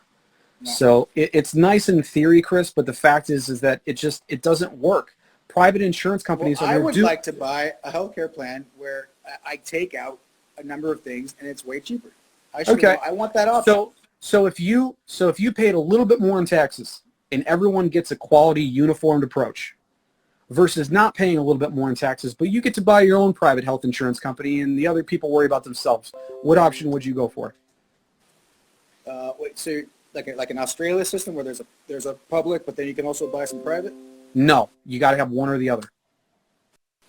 Oh, So I definitely rather have the government not nearly as involved as they would be in a socialized universal healthcare thing, for sure. Got it. Okay. So healthcare, not a human right. Private insurance, understand that. Do you agree with the massive rollbacks of regulation with the EPA and the appointment of Andrew Wheeler as head of the EPA? You know what? I haven't done enough research on that. I just know Obama went overboard with environmental regulations. In my opinion, the Bush years were just fine as far as where we were. He added a bunch, and then Trump came in there and rolled it all back to the Bush years. Got it. So okay. I agree with that. Okay. Yeah. So do you agree with the massive tax cuts that Trump has put through and is basically gutted programs like Medicare and Medicaid, which he promised he wouldn't do? That is an actual fact. No, he hasn't. There's 500 billion from I guess Medicare, and then like a couple $100 billion from Medicaid, and they say it's not going to affect the level of access to healthcare. It's just administrative stuff. They're cutting these costs that are over bloated bureaucracy stuff. That's what they say. So we'll have to see what exactly they do. But you can't just say they're cutting stuff and they're saying we're making it more efficient and we're going to save some money doing that. No one's going to not have as much care. No one's going to be denied. They're going to have the same access to health care that they've always had. We're just going to save some damn money because our government's so bloated and big and bureaucracy so big that we waste so much money on a bunch of crap that we don't need to do. It could be better run. It could be better. There could be better, leaders that are cutting costs here and there and without sacrificing the level of access to health care. He promised that's what they're saying. He promised that during him running, he promised he would not cut programs like Medicare and Medicaid, period. Yeah, but he's saying that you can save money by doing X, Y, and Z. And why shouldn't we have the government looking for the most efficient way to use the money that's there? He promised, why would they not want to again, save taxpayer money? Running, he said, so why not save here, keep the funding the same, don't cut the funding, figure out a way to cut these bureaucratic costs, and now your programs are overfunded. Don't you want to figure out that deficit? We got to cut somewhere. It's like we spend $700 billion on the military. He's made it worse. We could gut the whole military and still be in a deficit. There's even plenty of things that Democrats want and they don't want to give up. Nobody wants to give up what they fought for, their pet projects, whatever. They don't want to do it. Democrats and Republicans. But Chris, even what I'm saying, even with the budget cuts, the budget, the federal deficit, and the federal debt, they've both gotten worse. What would you do? What you going to cut? We had $4.5 trillion that we're spending. We only pull in 3.6 or 7, whatever. And and that tax cut, we pulled in more money in 2019 than 2017. So we cut a bunch of stuff, and we made U.S. corporations. They were paying 7%, and just they were paying more than France does. So we cut it down to 21%. So now it's right in the average that all corporations around the world have to pay. So you're asking me what I would do. And that just makes them more competitive. So you're asking what I would do. What? You're asking what I would do. Yeah, I was like, what? Where are you going to come up with that $1 trillion of cuts? Well, number one, universal health care. You have numerous studies that have been published that are all proving. Why didn't Bernie say how that we're going to pay for that? He just completely dodged that question every time. He pointed to the exact same study that I'm pointing you in the direction to. Go on Lancet, look up the Yale study. It proves over time, over a certain period of time, and you could actually toggle the switches back and forth to manipulate the basically the outcome based on how much money is coming in, going out, the program itself. They're conservative estimates because they didn't even include the subsidiaries that I spoke about a minute ago. The conservative estimates that they put forward was $500 billion in savings. That's because it's cutting a lot of that bureaucratic bullshit where you don't have any of these systems basically communicating with each other because all these private insurance companies on their own tangents. So right there, you have conservatively, I'll give you $400 billion there. I won't even give you the upwards estimates, which have been anywhere between 680 to So 720 you're in agreement billion. that things can be run better, simplified, streamlined, and we can save money that way. Not the way Trump is doing Probably it. ways of doing that. Not the way that Trump is doing it, though. I agree with you there. But someone needs to do that, right? Go in there and be more efficient with taxpayer money. Right. I will agree with that. However, again, it's your position to defend. You came in here with the position of, hey, Trump is making America great again. That's your position to defend. As far as me coming up with an alternative, number one, I'm not a politician. I will agree with a lot of people here. There's the Corey Taylors of the world that are going to say every bit of their thoughts, and there's people that are going to say, well, what the fuck does he know about politics? I don't know. I haven't done a cost-benefit analysis on what ways we can save fucking $1.7 trillion in this program over here. What I do want to say is if Trump is so great, GDP, not as good. 500,000 Americans every year, bankruptcy. The system that we have for healthcare, the repealing of Obamacare, something that's an alternative. Nothing's been presented. Wall, not built. Mexico didn't pay for it. Relations with Russia, relations with China, relations with North Korea, relations with the Middle East. His move, Tel Aviv to Jerusalem. The way individual micro points of Andrew Wheeler, head of the EPA. You've got Ben Carson, who's head of the fucking the housing department, who can't even formulate a regular human sentence.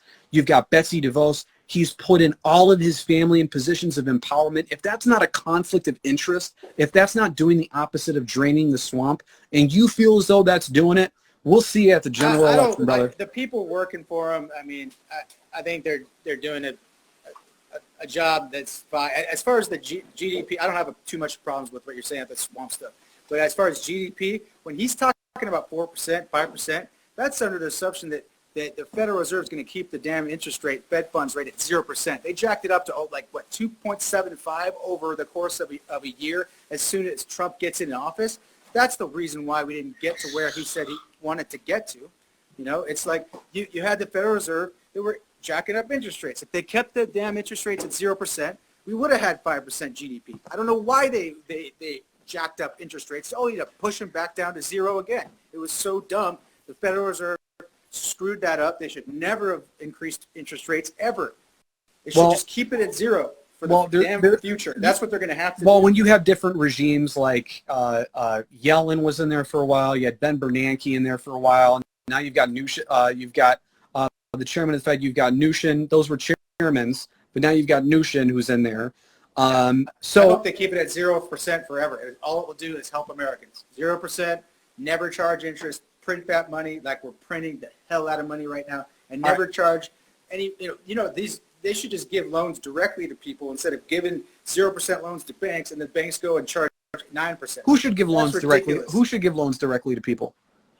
I think the United States should figure out how to get low interest rate loans to the people. Were you about to say the United States government should get loans directly to people? Right now, the Federal Reserve and the Treasury have merged. So you don't $2.2 trillion deal, as far as money being printed, like Lincoln printed money and gave money straight to soldiers during the Civil War, you know?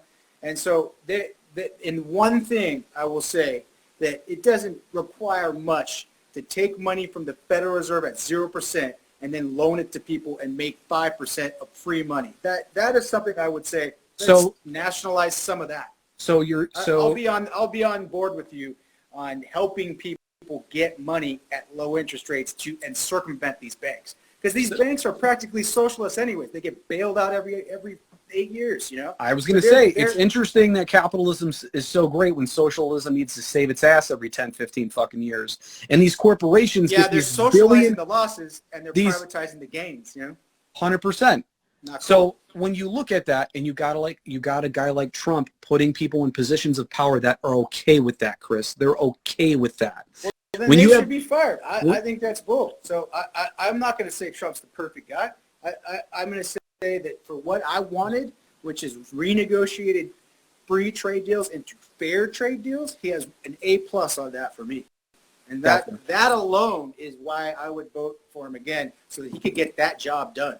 Well, he's the first guy who said, I'm going to do what's better for the American people and not the multinational corporations. That's why those multinational corporations want him out there. That's why they don't want him to win again, because he's screwing with their profits. That's what he's doing. He's going against globalism. He's going to make products. He's going to make more stuff being made in America and less jobs going and stuff being made outside of America. And then he's using tariffs to do it.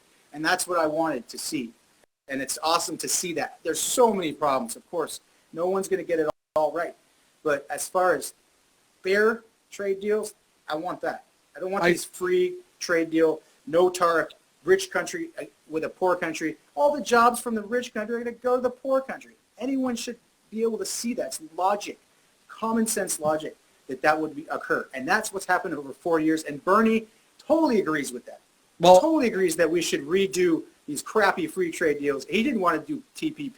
He didn't want to do, he thought NAFTA was crap. Trans-Pacific Partnership, North American trade agreement. No, all those guys were willing to take a shit on those agreements, and I understand that. I get it. So they did not care about the American people when they made those trade deals. So I'll leave it with this. I don't know if you want to have anything to close, but this is all I say, and then you could take it whatever a couple of minutes you want to close with, and then if you feel as though you've said your piece, and I feel as though I've said my piece, and you don't want to come back to this, and it's c'est la vie, great. If you're like, hey man, we should do another one of these, I'm more than fucking down, because there's content for days. No one wins in this kind of thing. It's just, I look at things a certain way, you look at things a certain way, and we're discussing it, and people who may not know any of this can maybe learn a few things, and then they can go to the voting booth in November and vote their conscience. So that's what I think. There should be more dialogue, less fighting and stuff, and I take responsibility for I shouldn't be attacking people, even if they attack me. I should be the bigger person. Really should. Well, listen, I'm going to work on that. I'll tell you this. As far, I like that. I want to say that I like that one part that you said. You've said a few things that I like, but there's one big takeaway that I'm gonna put here. My first point is this: in full transparency, I did not think you were going to do this. I thought 100% you were going to bitch out. I'm not saying percentile. I was relatively certain that you weren't going to want to show up. So the fact that you did, I can dig that. This is what it's about. People, if you're listening, it's not about right or left. We're all fucking American, and we all have the right to have our own point of view. Obviously, Chris is going out and he's doing his research. I'd like to think that I'm going out and I'm doing my research. So it's not about hitting the polls and regurgitating in your vote what Jon Stewart said, or what Tucker Carlson or Sean Hannity said, or what Stephen Colbert said. It's about actually going out and empowering yourself, doing the homework, Googling the legislation, and reading it as you can. I know that most middlemen or most middlewomen or most middle class, they don't have the ability to do that after an 8-hour day. They don't fucking go read a bunch of legislation. That's why they have representatives who are supposed to be doing that. But whatever you can do, this conversation is truly about empowerment. Clearly, we disagree on international trade, tariffs. We disagree on healthcare. It sounds like we agree on the EPA. It sounds like we agree on the federal regulations. We have agreements there. There isn't such a good job being done in those areas. Coronavirus, sounds like we disagree there. You think that a good job is being done. I think an absolutely fucking horrendous job is being done. Much better death rate than Europe's countries. We're half their death per rate. Capita, maybe, Less but you half. Per capita, maybe, but you have, it's per capita. But per capita, maybe, but you have about 2.3 million diagnoses, and we have 33% of those diagnoses here in this country. So I understand it's per capita. Countries are doing the right thing. Who knows it? China is such a liars. They're lying. There's no way they have only 100,000 cases or whatever they're saying. That is such bullshit. They're actually saying they have 83,000 cases. So they're saying under. That is such crap. I agree with you there. I agree with you there. I think they're liars. I think Xi needs to be dealt with. I wish Trump would stop calling him his fucking friend. I wish Trump would stop going in interviews and saying that he would accept foreign information on a political adversary. Can we please agree that that is unacceptable? It's un-American. Yeah, because it's probably going to be disinformation. Right. So do we agree on that Trump should have not said that? Yeah, I mean, what he tried to do was get Biden's little situation with Hunter all over the news, and he totally accomplished that. Total 4D chess right there. What Trump Everybody knows about Biden and his kid now. What Trump does is he floods the internet and floods the news feeds with so much bullshit and disinformation. It's hard to fucking fact check the shit that comes out of real time. They never would have talked about. Even the immigration stuff, when he came down to escalator and he got all crazy about, this and that, it's like everybody started talking about it. Everyone's afraid to talk about immigration. Now everybody talks about it. It's like no problem. Listen, so what he does is just cuts through the red tape and just blows things up, so everybody starts talking about it. That's what I love about most. If I told you, if you asked me, if I told you I'm not a racist, but if I told you in a hypothetical world that I gave money to like a known member of like the Ku Klux Klan or something like that to hold a fucking rally, would you say that I'm a racist? I think that if you agree with the ideology of I am perfectly 100% white, and if you're not that, you're subhuman, then you're a racist, totally racist. So but it's like if you look at everyone the same, that you're just Americans, I don't care what color you are, blah, blah, blah, then you're not a racist. So I think most Americans are not racist at all. They don't even think about that crap. This is why Trump takes so much flack for being what is called a xenophobe, a fear of a foreigner or a fear of another, right? And it's what's he done that's xenophobic in your opinion?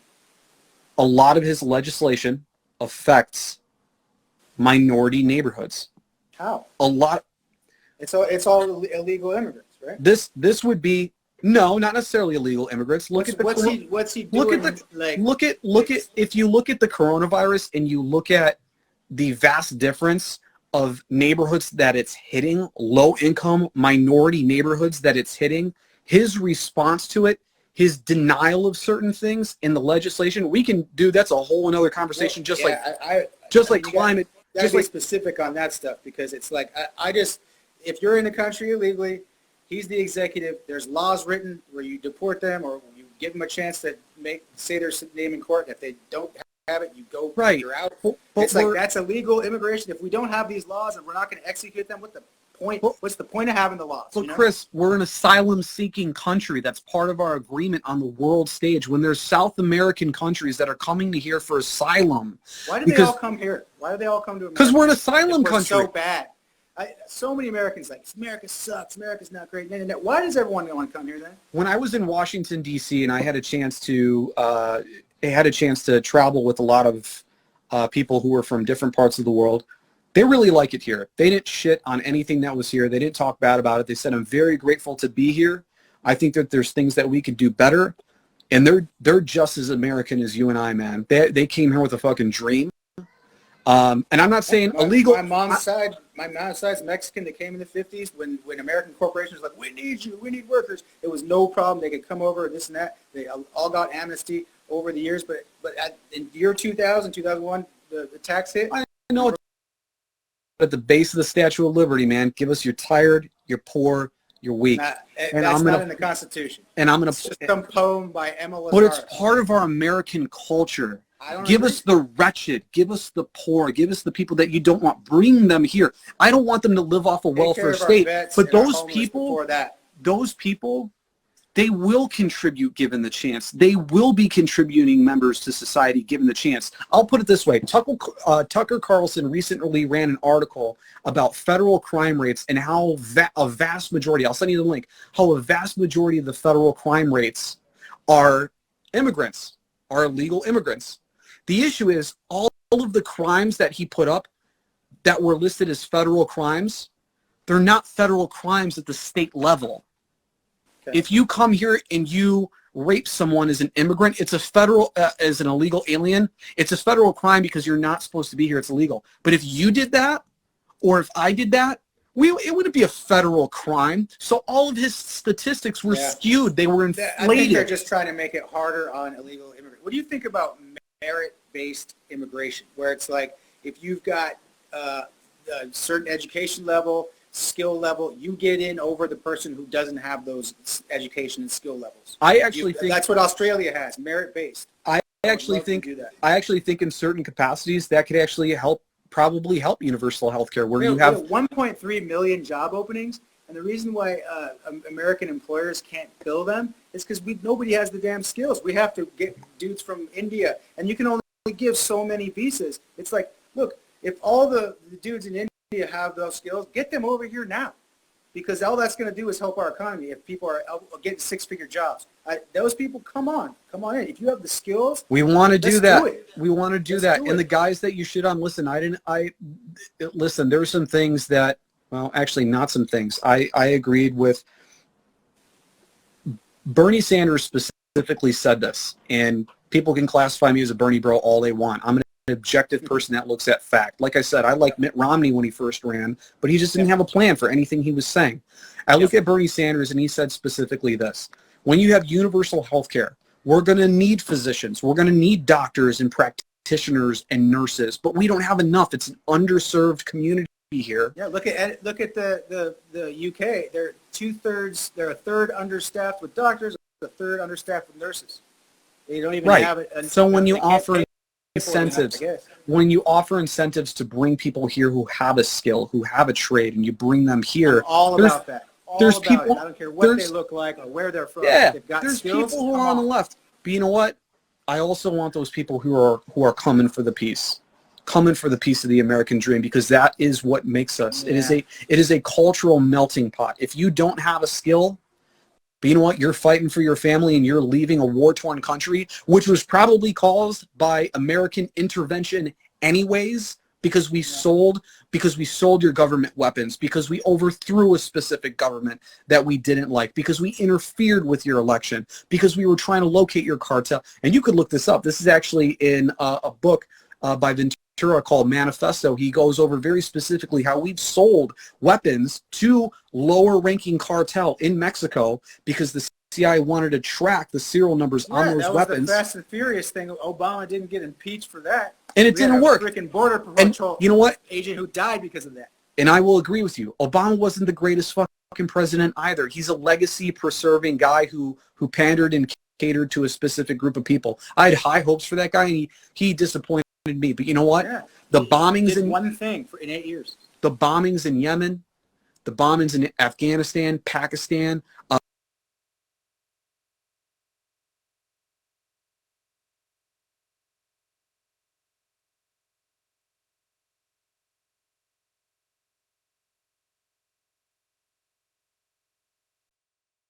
More than I guess we both thought. Obviously, we have some huge different disagreements, which translates as to why we disagree for the most part. But what I will say is this, and I think we can agree to this as musicians, and then I guess I'll give you my big takeaway, and hopefully something I can get from you. But traveling as a musician, you've toured a lot. I've toured as well. It's really great to be able to have conversations with people in California, Texas, Arkansas, New York, Illinois, the Midwest, all over the country. It's great to talk to people who, whether they're red or blue, it doesn't matter. They all want the same thing. They want to be able to provide for their family. They want safety. They want the things that are necessity for them to live fruitful lives.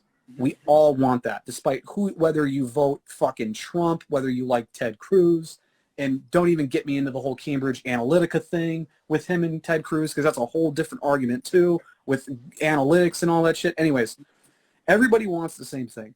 We all want a fruitful outcome for our lives. We all want to have our freedoms and be, not have our freedoms be impeded or stomped on. And I respect that. It's just the means to that end is very different. It sounds like you have a different ideology or a different map carved out as to how we get there. I'm just more of the bootstrap guy.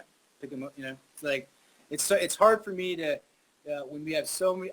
I want to help the people who are already kind of helping themselves. Like as far as education, I think if you're in the STEM fields, like the 1.3 million job openings that we can't fill, I think we should be making sure everybody who can pass and get those degrees gets them, and it should never have anything to do with how much money you have, because that's a great investment. You're going to get that, and then you're going to get that back and times 100 with these people paying taxes and stuff and having those skills and that education. I'm all about that.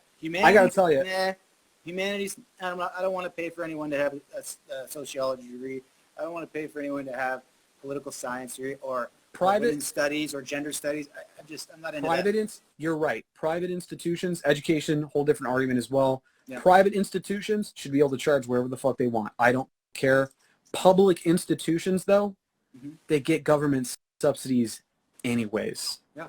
So the fact that they're charging these incredible exorbitant rates, the average four-year institution in this country is $30,000 a year, yet the median income is somewhere around $60,000.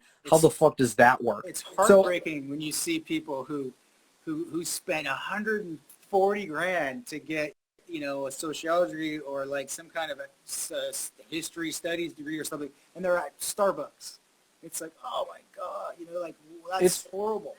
It's terrifying. No. So if you don't like that, then you definitely won't like Betsy DeVos, because she's definitely an advocate for that. She doesn't give a shit about any of that. Well, so hey, look, send me some stuff. I have no problem going after anybody in Trump's cabinet and saying this is bull.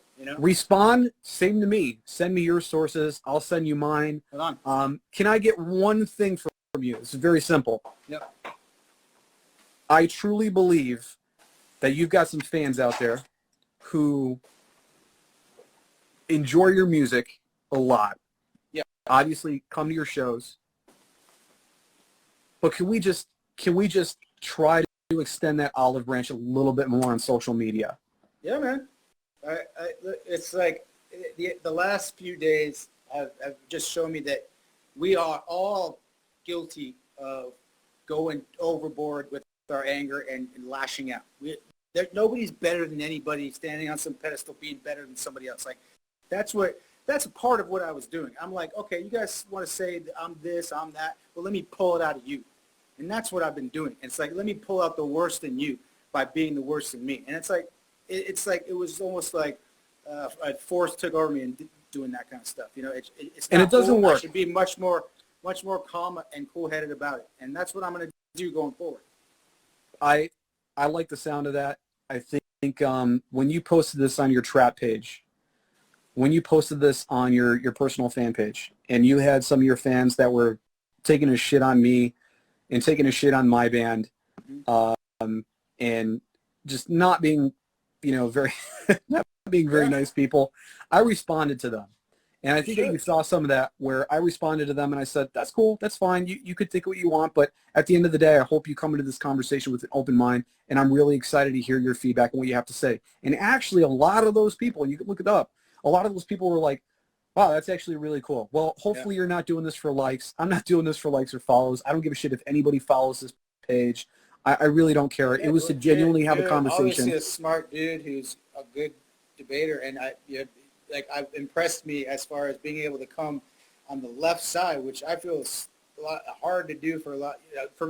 My ideology is pretty set. It's like personal responsibility, do your thing, whatever. It's like it's much harder to have empathy for all these different groups of people, and how do you don't have unintended consequences with all that empathy and compassion? Are you like going to bankrupt yourself because you're being so nice? It's like you can't pay for everything for everyone, but you can do something. You can help and do something. There's an expression that a very intelligent person once taught me, and the expression is this: there's a difference between service and servitude. Yeah. And we know this as a musician. I'm not your monkey, right? Yeah. I'm here to entertain. I'm here to genuinely have a human interaction. I've had people that have been at shows that have been, not really great people, and I can deal with them because chances are they're liquored up, and that's cool. That's fine. You go to a show, you get the free birds, and that's cool. That's fine. That's why we can play free bird, just to spite them. But what I will say, is just this, man. Both positions are very difficult to defend because there's dickheads on the right side of the aisle. There's dickheads on the left side of the aisle. The only thing that we can do, stop voting red, stop voting blue, and just vote with your brain. Listen to the candidates. Are the ones who the independents, they really don't know. They're not so set in their ideologies, and they're the ones who win elections or lose them for any candidate. The independents The guys who are in the middle got looking at the right, looking at the left, and say, convince me. I don't know yet. Right. And that, it sounds like that's the way that you've gone into this conversation. Hopefully I've persuaded you to do a little bit more homework on your end in certain areas. And you've certainly, as far as like the American Health Association or the Medical Association, definitely going to do some homework there. So I'm going to do a little bit more homework and get some more resources there. But where I stand is both sides are extremely difficult to defend, but when you can come to the table with an objective mind, it's difficult, it's hard to research, it takes a long time to read this shit and compile this information. I do it for my own personal pleasure. I sit here every night as my wife studies for her MBA. I sit back and I read fucking history books all night. Man. I'm not on my phone all day long reading about this and that, and I don't, you know, I implore people not to buy what the mainstream media is selling you. Fox News, MSNBC, CNN, they have a narrative that they're pushing. It's like, go listen to news sites that are independent. They are trying to just have some ads on their site and make the money that way. Not being, owned, but like Jeff Bezos and the Washington Post. Why would you believe anything the Washington Post tells you, man? It's like he bought that as a propaganda tool, and it only cost him $200 million. That's like, it's like buying a newspaper, an actual newspaper for us. He bought a whole newspaper for $200 million. You know, it's like, just don't buy what the mainstream media is telling you, but watch them so you know what narrative they're trying to go with. But it's almost lock and step sometimes with these media companies. It's like they have one guy at the top telling everybody what news they're going to push out there, man. Listen, I gave you some Tucker Carlson stuff. I've watched Bill O'Reilly. I've watched Tucker. I've watched Sean, but I've watched the Jon Stewarts. I've watched the Stephen Colberts. I've read the Washington Posts. I've read the Breitbarts. I've read the right and the lefts. And then I've just gone on to you could look it up. Any voting website that is a .org or .gov that hosts and that basically houses all of the legislation that gets passed, you just go in there and you peruse it. You just read it over really quick. You don't need to read the entire 80-page document or the whole 500 fucking page indictment or impeachment. Self-responsibility, man. I'm with you. Self-responsibility.